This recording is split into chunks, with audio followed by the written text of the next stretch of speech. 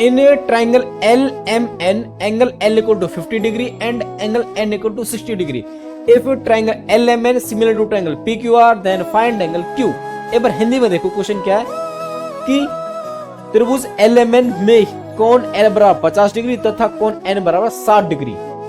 यदि त्रिभुज L M N समरूप है त्रिभुज पी क्यू आर के तो कोण क्यू ज्ञात कीजिए। तो देखो हमारे पास क्या दो त्रिभुज है, एक तो एल एम एन है भाई, तो मैं इसका नाम दे रहा हूं एल एम एन।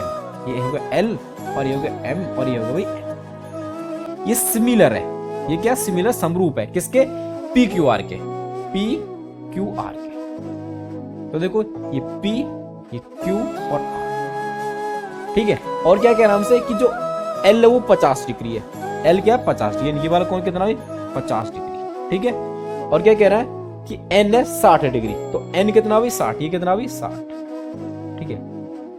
और पूछिए आराम से कि कोण क्यू क्या है, तो इस वाले ट्रायंगल में पूछ रहा है कि ये वाला एंगल कितना है, तो हमें इस वाले ट्रायंगल के एंगल पे आना पड़ेगा।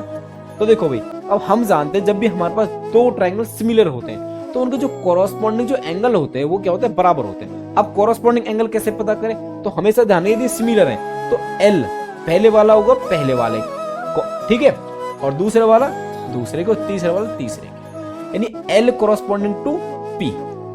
ये अगर ये 50 है तो ये भी क्या होगा, 50 होगा, ठीक है। और एम तो क्यू के भाई ये तो निकालना ही है, और एन कितना दे रखा, एन किसके भी आर के, और एन कितना दे रखा 60, तो ये भी कितना होगा 60 होगा, है कि नहीं। तो आप देखो एंगल पी तो 50 है और आर क्या 60 है। तो देखो अब हम जानते हैं कि किसी भी ट्रायंगल के तीनों एंगल का सम होता 180।